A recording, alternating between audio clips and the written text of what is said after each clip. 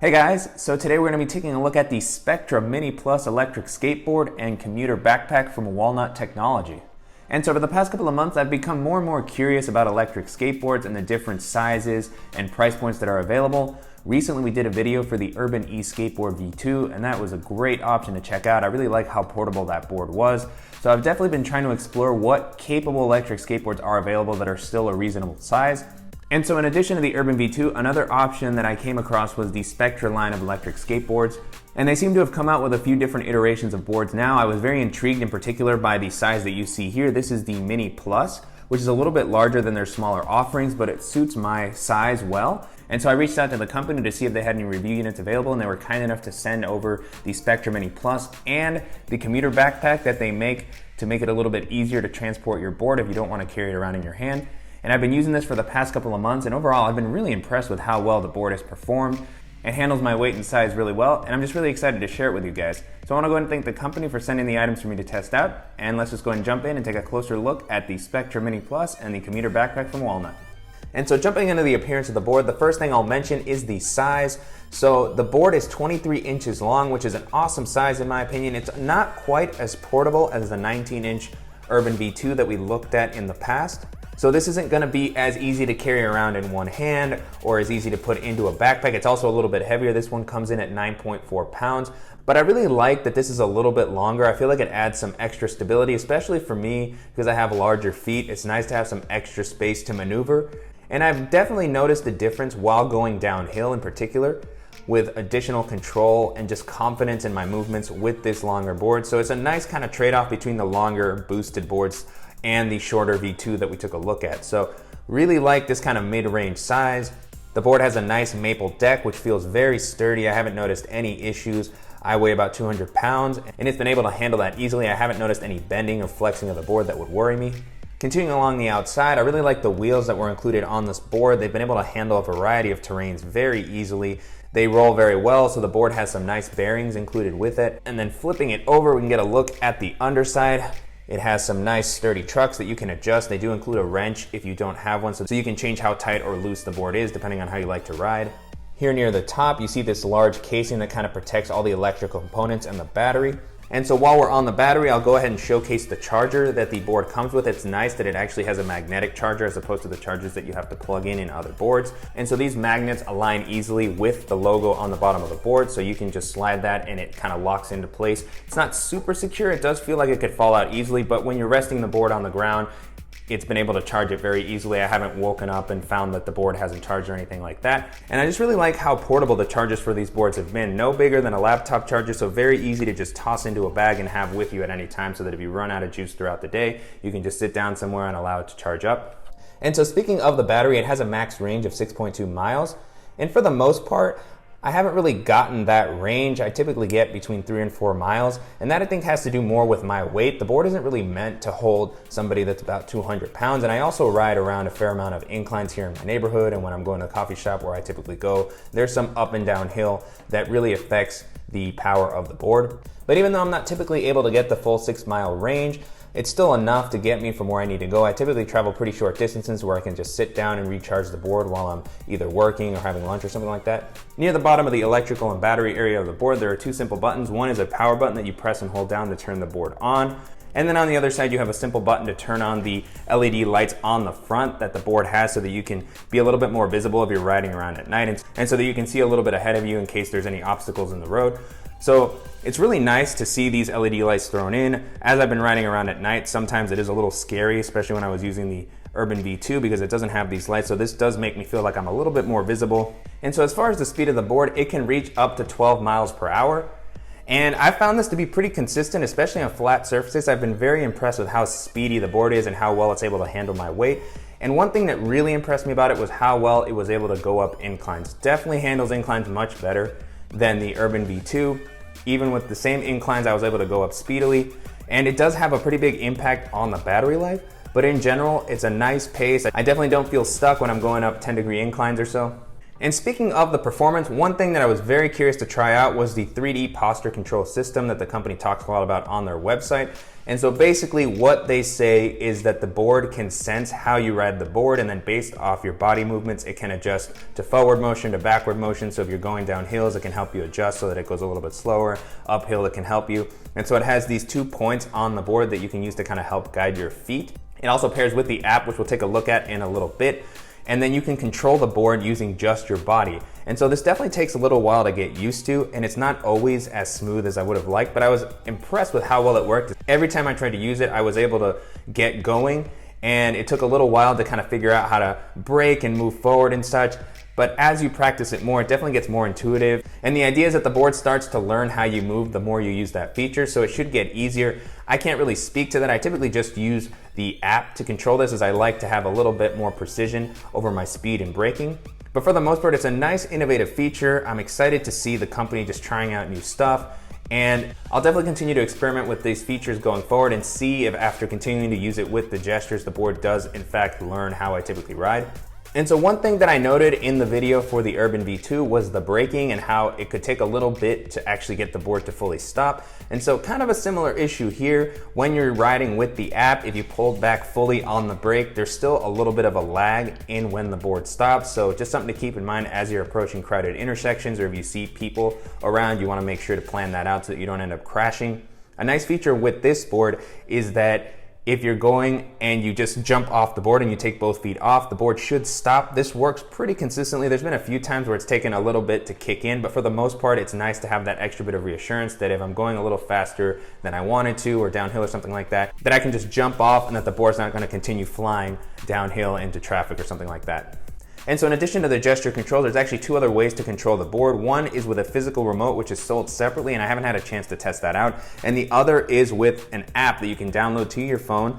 And so I was a little bit skeptical that this would work well and that there would be a lot of lag as I was using this, but I've been very impressed with how responsive the app has been for controlling the board. And so opening the app up, it has a little simple navigation here on the bottom. I've only really explored the board area. You have a little icon here that shows you a skateboard, and here it will scan and automatically pair with your board when you turn the board on and you have the app open.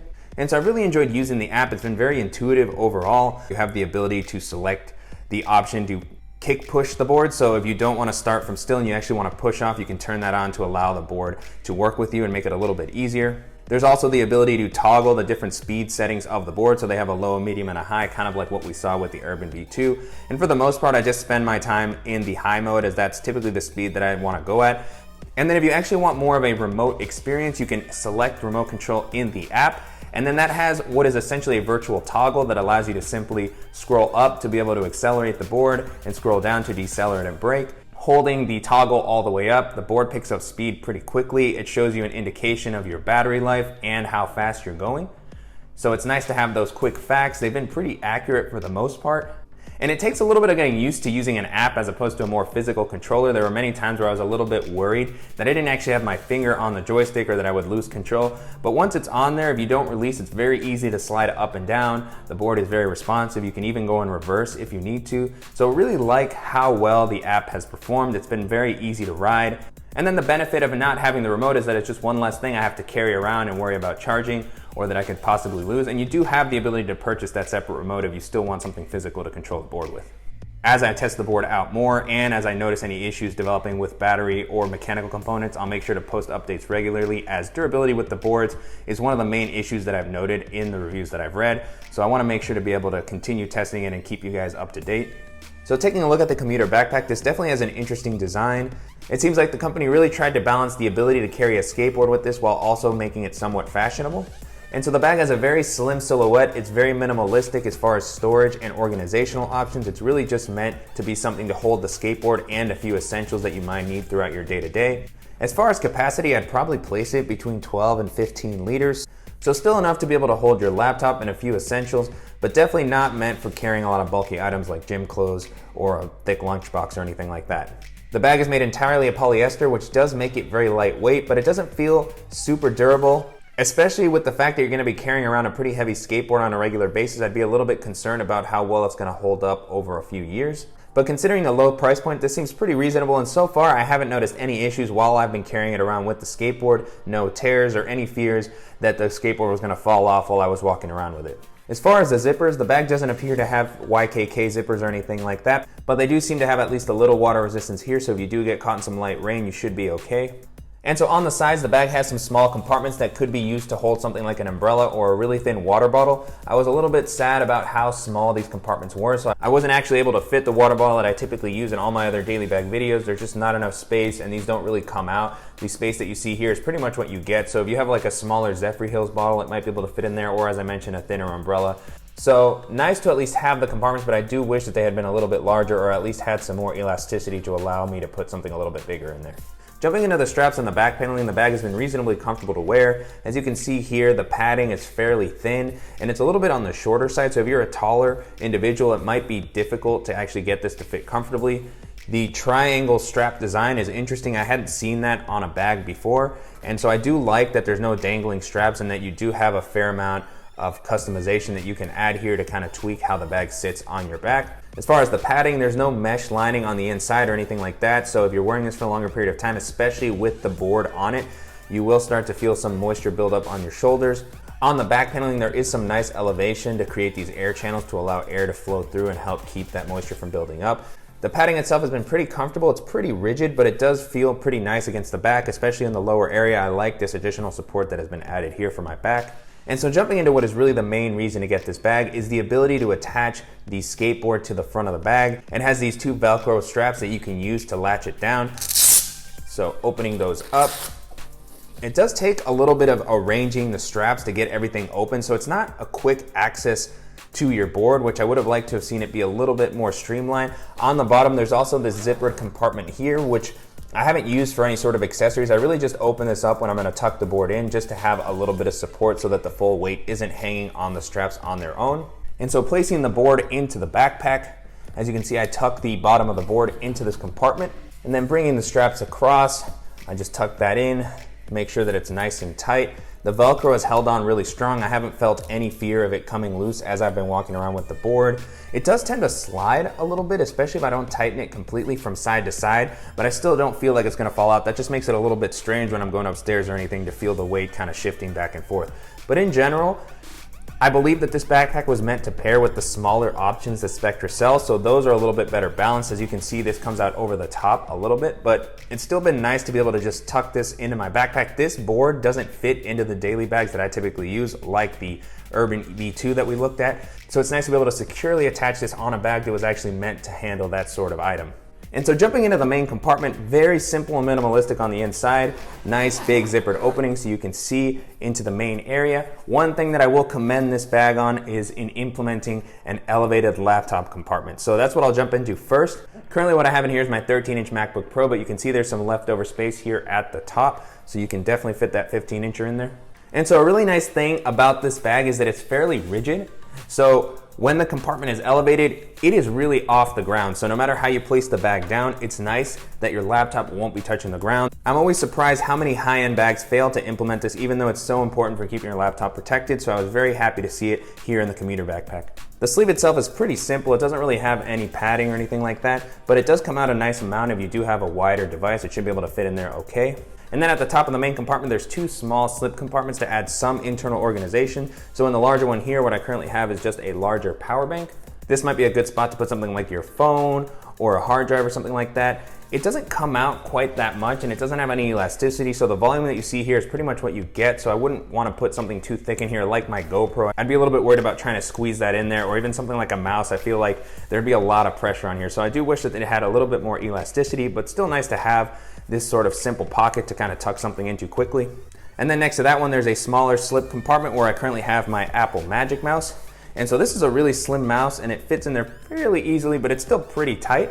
Same as with the other compartment, the volume you have here is pretty fixed. So I do wish it had a little bit more elasticity to allow me to put something bulkier. So this would have been the perfect spot to put something like my sunglasses with their case, but they just don't really fit. So definitely some areas for improvement, but glad they were included, especially as the compartment is pretty deep. It's nice to be able to keep some smaller accessories near the top so you don't have to go digging around at the bottom. And so not that much leftover space on the inside. Currently what I have in here is my in-case accessory pouch. And then I also threw in the laptop charger for the skateboard so that I can charge it while I'm on the go. And so here you can get a better view of the compartment when it's empty. So even though it's very minimal, it's still nice to have enough space to carry the essentials that you need for your day-to-day and to have a capable day bag that's actually meant to hold your electric skateboard. And so to wrap up, it's been a blast to test out the Spectra Mini Plus and the Commuter Backpack over the past couple of months. The size and the performance of the board have been really great. It's been very easy and fun to ride. And the Commuter Backpack has been a really great companion to allow me to carry it around a little bit easier. And the best thing to see is the type of board that you can now get for under $500. And so you can purchase the Spectra Mini Plus on the company's website for about $320. At the moment with that price, the company is currently including the Commuter Backpack with the board for free. If, however, you already have an electric skateboard and you just want to purchase a bag that might be good for carrying it around, you can purchase it separately on the company's site for about $50. And even though it's a little bit more expensive, you can actually get this bundle on Amazon for about $330, $340 if you're a little bit more comfortable ordering from Amazon as opposed to the official site. And so at $320, the board is definitely a little bit more of an investment, especially if this is a little bit more of a hobby or curiosity, if you're not really sure if you're going to use an electric skateboard. But I think this is a pretty reasonable price point considering the features and performance that the board has. I've been impressed with how speedy and reliable the board has been. It has some really interesting features like the posture control or the ability to control it from the app, and even little things like the LED lights at the front to help you see better at night.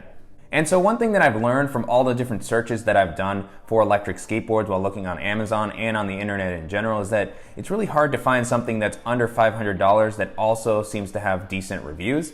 And so in addition to the Spectra Mini Plus, which I've enjoyed using, we also took a look at the Urban E Skateboard V2, as we've mentioned a few times throughout the video, and I had a blast testing that board out. That one's going to be a little bit smaller, and it doesn't have quite the same power as this one, especially for my weight and height. This one handled that a little bit better, but the board was great to use. It's still going strong. The battery's been holding up well, and I love that that one's a little bit more portable, so it actually fits into a lot of the backpacks that I typically use, and it's just going to be a little bit easier to use if you want to travel with it.